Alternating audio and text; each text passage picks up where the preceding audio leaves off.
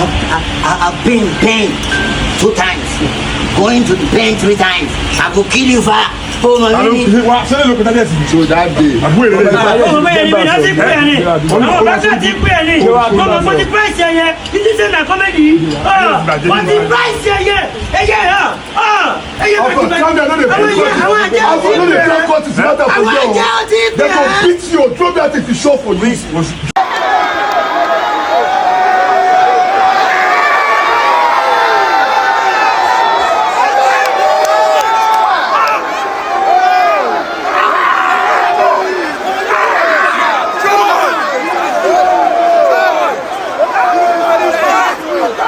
I tried so hard and got so far, but in the end, it doesn't even matter.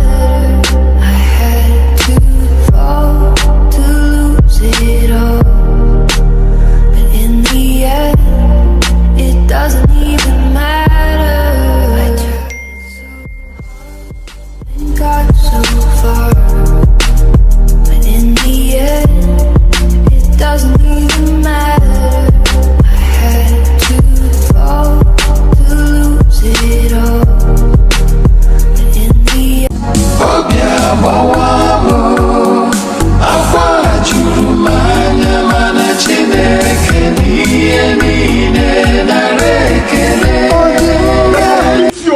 If you show for this.